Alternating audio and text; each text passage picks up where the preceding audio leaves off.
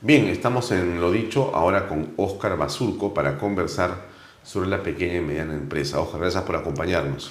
Al contrario, Alfonso, muchas gracias por invitarme. Encantado de estar acá y a través tuyo con tu audiencia, ¿no? A ver, el nombre a veces puede ser no claro. Lo he explicado en la introducción. CPFODES, Centro Peruano de y ahí me quedé, Fomento y Desarrollo. De Fomento y Desarrollo de la Micro y Pequeña Empresa. Bueno, finalmente termina siendo lo de menos porque tienes 30 años en esta actividad. Exactamente. Empezamos en septiembre-octubre de 1994 y ahora en estas fechas estamos ya cumpliendo 30 años de actividad. Pero el nombre sí tiene que ver mucho con el tema, pues es un mal nombre. Era un nombre ONGeril en ese entonces. En el 94 las ONGs estaban de punta, ahora hay que controlarlas. Y sin embargo empezó como una ONG, como una asociación, que es diferente a una ONG. Una asociación es una entidad sin fines de lucro, pero las ONG reciben dinero de afuera. Nosotros nos autosostenemos. ¿A ustedes no reciben fondos de ningún país ni de donaciones ningún país de nadie? ni de nadie? O sea, es una asociación civil. Somos una asociación civil. ¿Y eso permite que ustedes puedan trabajar con las pymes? ¿En qué sentido? ¿Qué es lo que hacen con una pequeña y mediana empresa? ¿Por qué los buscarían?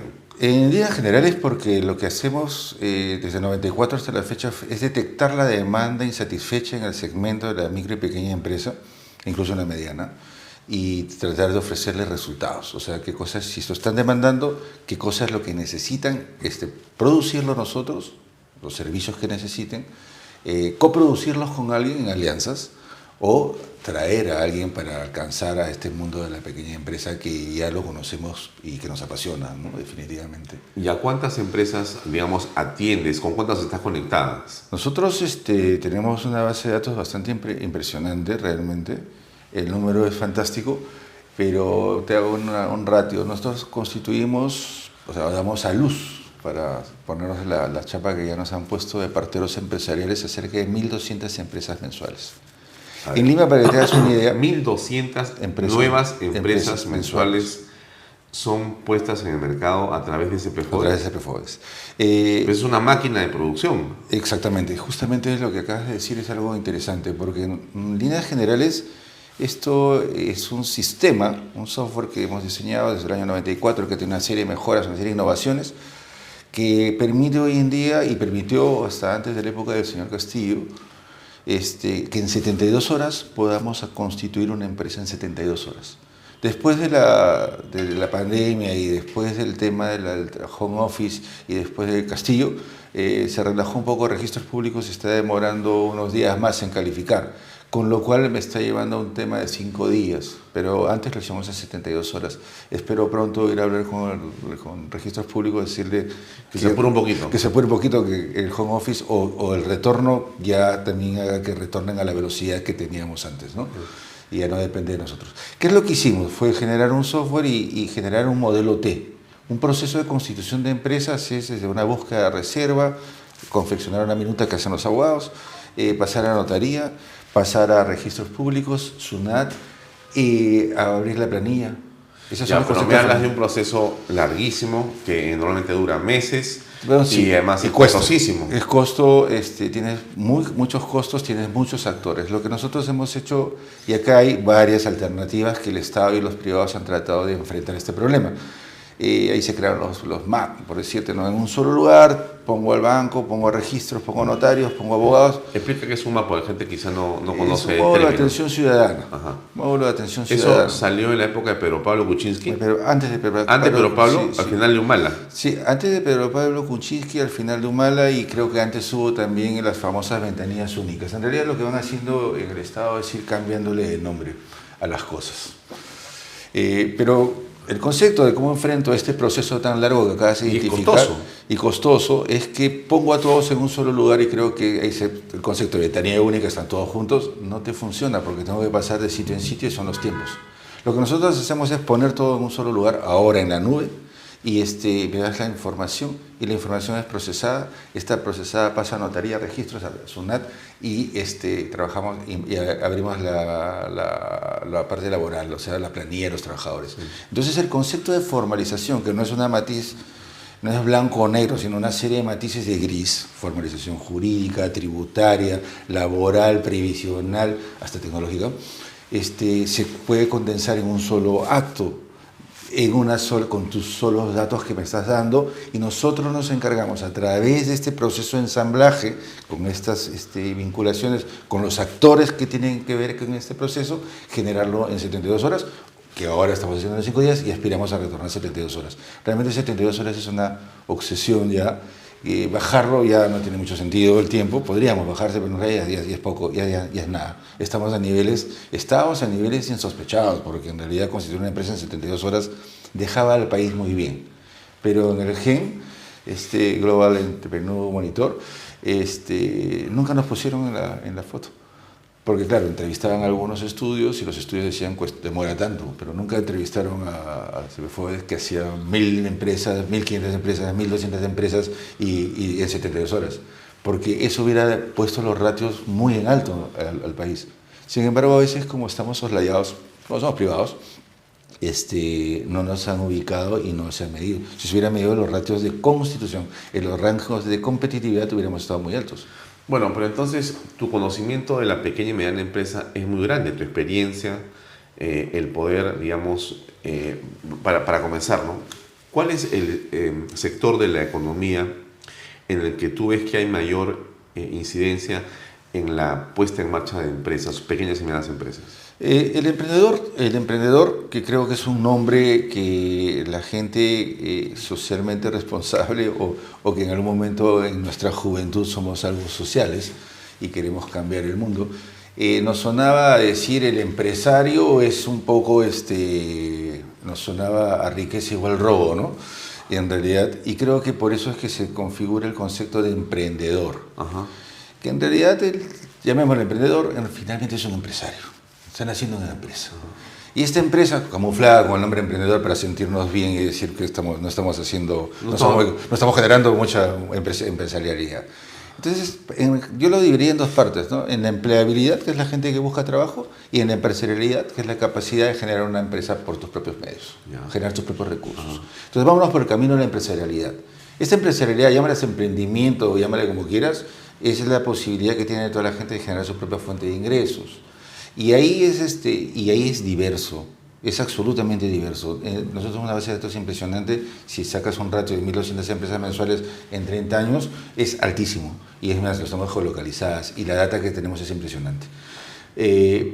Porque podemos hacer una minería de datos Claro, o sea, hay una data fantástica, ¿no? Fantástica. Puedes ahí bucear y encontrar cosas y datos muy, muy potentes de lo que has hecho tú. Pero, por ejemplo, pues, ¿no? Es Perú, es Lima, es provincias. ¿Qué provincias? ¿Y qué actividad? ¿Son empresas familiares? ¿Son unipersonales? ¿Estás hablando de servicios, de productos? ¿Qué es lo que tú ves más? En realidad, por eso a eso iba.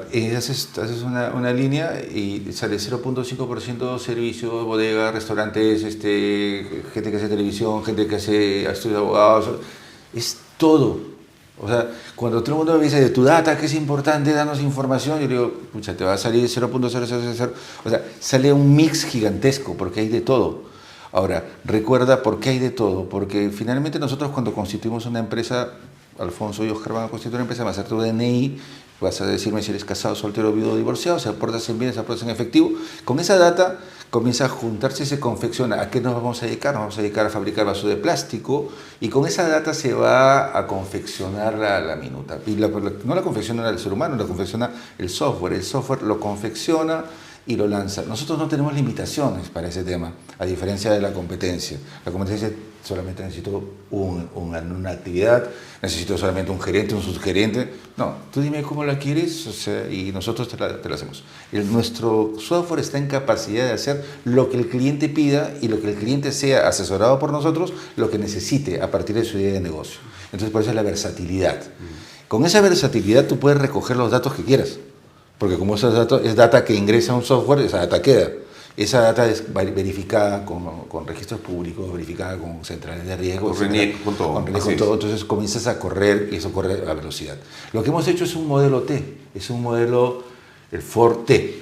Así que lo que hizo Ford y que cambió del caballo al carro, nosotros lo que hemos hecho es decir, bueno, si acá se hacía una minuta una por una, la vamos a hacer en una fábrica de ensamblaje. Y esa fábrica de ensamblaje se llama Rappi Empresa. Ahí sí es buen nombre. Pero el nombre original de la organización era malísimo, porque es muy largo, viajeril. Hoy día sí tenemos que ser más marqueteros y se llama Rappi Empresa. Que es Rappi Empresa. Rappi Empresa. ¿Y qué hace Rappi Empresa? Es el producto... Ese producto es el nombre. A través del cual yo registro y se produce y se inicia este proceso veloz online. Online. Entiendo. Ahora online. En un momento determinado teníamos 14 puntos de atención en distritos de Lima, desconcentrados en Lima. Estábamos en San Isidro, en la oficina principal, y abrimos a 14 puntos. Antes de la pandemia hicimos todo un trabajo de desarrollo tecnológico y dijimos hay que subirlo a la nube. La gente no lo recibió bien. La gente quería ir al punto porque querían tocarte. Bueno, así es el Perú.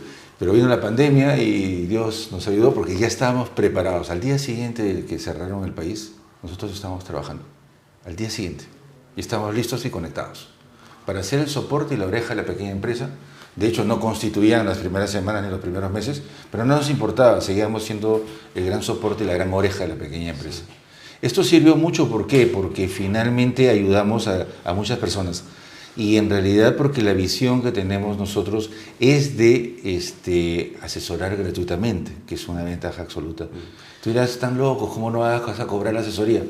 La asesoría es importante porque en la asesoría conocemos al cliente, en la asesoría entendemos al cliente y le damos el formato jurídico que necesite. De hecho lo hace el software, pero hay un humano detrás de ese tema. Puede haber inteligencia artificial que lo usamos, pero finalmente hay un humano que habla con Alfonso y le entiende a Alfonso, va a su corazón de Alfonso y dice, por acá te tengo que ayudar. Y por acá es donde tenemos que formar. El proceso ya lo hace la máquina. Entonces es una mezcla de humano-máquina que finalmente lo que logra es una inclusión social y un acelerador en el proceso de formalización. Y eso creo que es lo más rico que hay, porque en un país donde todo el mundo habla de la informalidad, hay personas como tú, como yo, que estamos luchando porque este país sea formal. Claro. Y no formal en este concepto de formalidad laboral, que es lo que terminan hablando todos los economistas. O sea, yo digo, pero hablas de formalidad laboral cuando ni siquiera has visto el recipiente. O sea, soy persona natural, tengo 10 trabajadores y tengo a mi gente como la quiera tener. Y hay el concepto de persona natural con un negocio frente a persona jurídica, esa parte no la conocen. Entonces, cuando nosotros salimos a hablar, a capacitar, a dar charlas gratuitamente, y cuando asesoramos gratuitamente, lo que hacemos es entender a la población, qué es lo que está buscando, qué es lo que necesita, y ahí es donde se logra este match con la gente, que es impresionante realmente, porque cuando yo le digo a mis chicos, formalizar, vas a entrar conmigo a formalizar, prepárate cómo vender ataúdes. En un país es informal, o sea, decirle a alguien matemáticamente que tienes que ir a la formalidad es un trabajo arduo y de locos, pero somos locos, somos psiquiátricos, como lo decíamos ayer en el evento. Porque el Estado en realidad es, según lo que vemos todos los que hacemos pequeña empresa, es el gran desalentador de la formalidad, ¿no? El proceso, el costo, la injusticia en la forma en que te tratan, cero servicios, en realidad es un obstáculo. Buenísimo. Pero tú, ¿cómo es que logras pasar sobre eso? Logramos pasar sobre eso. Tu apreciación es bien puntual y muy inteligente. Mira, tú dices, el Estado es absurdo, ¿no? Entonces el Estado trata al ciudadano como un ciudadano contribuyente. Fíjate esto. Y no trata al ciudadano como ciudadano cliente. Entonces, a partir de esa lógica, tú tienes un Estado elefantiásico, absurdo, lento, no le importa nada, lo ve como un contribuyente, no lo ve como cliente, entonces es un Estado que no atiende bien. El privado, cuando se da cuenta de algo, lo que hace es, lo tratas como cliente. Entonces tú ves a una persona y lo vas a tratar con cariño, le vas a dar todo lo que puedes y vas a tener una visión. Nuestro mantra es, trabajamos con los sueños de la gente. Yo a mis chicos les digo, cuidado que hagan de ese sueño que vienen a ponernos, a confiarnos, una pesadilla. Entonces, desde ahí hay un trato muy cordial, hay un trato muy amical, hay un trato empático que trata de coger esa idea y ayudarlo a que se inserte en el mercado. Entonces, somos unos colaboradores de ellos, somos unos socios estratégicos de ellos. Entonces, ahí está la diferencia. Tienes a un Estado, nosotros somos privados y tenemos data, y tienes a un Estado que tiene todo, pero la data la tiene resuelta por todos lados, desperdigada. Entonces tú dices, el ministro de Salud puede saber cuántas camas o cuántas vacunas nos faltasen hoy día. El ministro de Guerra sabe cuántos aviones no tenemos, o cuántas armas nos faltan, o cuántos soldados hay. Los ministros encargados de la micro y pequeña empresa, pregúntales cuántos hay y te van a tirar un número exagerado o cualquier cosa. Porque no la tienen. ¿Por qué? Pero no tienen data. No hay Pero forma. ¿no se supone que más bien tienen toda la data? Es que la tienen desperdigada y no la concentran. Registros públicos tienen imágenes. Yo tengo data. Sonar está por acá. Registros públicos está acá. Sonat está acá. O sea, la tienen. Sí. Tienen todo. O sea, pero está ahí. Está ahí, Ya, pero no está convertido, no está gestionado, no está y optimizado, me imagino no está que relacionado. y me imagino que deben ser códigos diferentes, es una cosa de locos. En cambio, cuando un privado tiene una visión distinta, y ahí venía la ciudadano contribuyente con ciudadano cliente, Bien. fíjate ese gran diferencial. Obviamente por eso es que tenemos un Estado que vive de espaldas a la realidad de la micro y pequeña empresa. Entonces, cuando tú te puedes sentar con la gente que dice que sabe de pequeña empresa, los metólogos, tú dices, ¿de dónde salió este tipo? ¿Este tipo por qué es ministro, por qué es viceministro de pequeña empresa? ¿Qué hizo? ¿Alguna vez ha facturado? ¿Alguna vez ha hecho empresa? Entonces, si yo no he hecho empresa, nunca la he vivido, nunca he caminado en la calle, ¿cómo diablos puedo enseñar o ayudar o darle alguna solución, una solución de continuidad a un empresario? Nada. Me viene a la mente muchas personas que en el Perú se han autodenominado gurús de la Pero por formalización supuesto. o de la informalidad, Pero por supuesto. cuando en el fondo no saben nada. No, Sí. porque aquí en 10 minutos nos has desasnado a todos. Ahora, ¿es costoso el proceso para una micro y pequeña empresa convertirse en formal y llevar ese sueño a la realidad? Pero no, no es costoso. Trabajamos una tarifa social y mira que otra vez con tu pregunta tan inteligente, sin poner el Estado al frente. Nosotros en el año 1994 dijimos el costo de la formalización debe ser 380 soles, de acuerdo a una estructura de costos, 300, incluido notario, incluido todo. El Estado, o sea, pasas por notario, acá está hasta el notario, abogado, notero, todo, de ahí pasas a registros públicos, ¿correcto? Cuando llegas a registros públicos, 380 soles en septiembre del 94 era lo que correspondía. Hoy día estamos en 600 soles. Nuestro costo de esta etapa del camino es 380 soles, no subió un sol. Desde septiembre de... Hoy, desde septiembre de 1994. Sin embargo... ¿Qué ha subido? El arancel registral. ¿Por qué? Porque es tan loco el Estado que está liado a la UIT. Entonces todos los años te suben el arancel registral. ¿Es cosa de locos? ¿O es cosa de absurdos?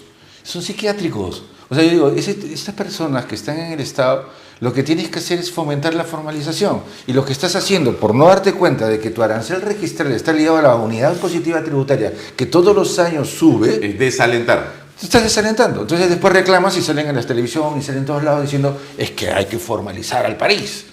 Sí, señor, pero tú eres el primero que ni siquiera haces esto, ¿no? Es que es como que dice, hay que formalizar laboralmente. Sí, claro, el Estado es el primero que tiene el 60, no sé qué porcentaje tan alto tiene de CAS, ¿correcto? Cuarta, quinta. O sea, el Estado es el principal infractor, el Estado es el principal ciego, y el Estado es el que vive de espaldas a realidades tan importantes como un segmento de la micro y pequeña empresa, que como lo decíamos ayer, es el motor de la economía del país, que te genera el 42.5% del Producto Bruto Interno, Dios santo. Oscar, si alguien quiere ponerse en contacto con ustedes en CPFODES, entra a la página cpfodes. Sí, www.cpfodes.org.pe. Ya, y ahí está toda la Ahí información. está toda la información. Ya. Pero hay otra razón adicional por la cual yo te he invitado. Claro, dale. Y es el hecho, circunstancia, de que tú estás colaborando con Chancay. Sí.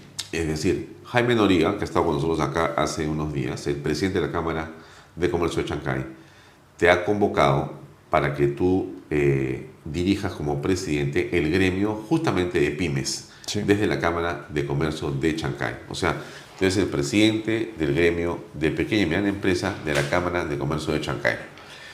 Aparece eso en circunstancias en que en unos meses más se va a inaugurar esta mega obra, que es muy concreta, es haber puesto Chancay en el mundo, ¿no? El nombre. Bueno, eso no se tendrá mucho que ver contigo, porque finalmente eso va a ser ida y venida de contenedores. Punto. Sí. Ya. ¿Qué implica todo eso y todo lo que significaría si se ven a cabo zonas económicas especiales y demás? No sé, ahí hay como una dinámica que se va a armar muy potente. Y tú vas a estar por ahí o ahí mismo parado con CEPEFODES y con tu conocimiento para poder ayudar en este dinamismo. ¿Cómo ves el futuro ahí? Alentador. Lo que hizo Jaime Noriega y su equipo fue retarnos a nosotros para poder enfrentar este tema. Creo que habrá pensado que conocemos algo de pequeña empresa y nos ha retado a que toreemos, que capoteemos ese toro que se llama inversión, esa gran inversión.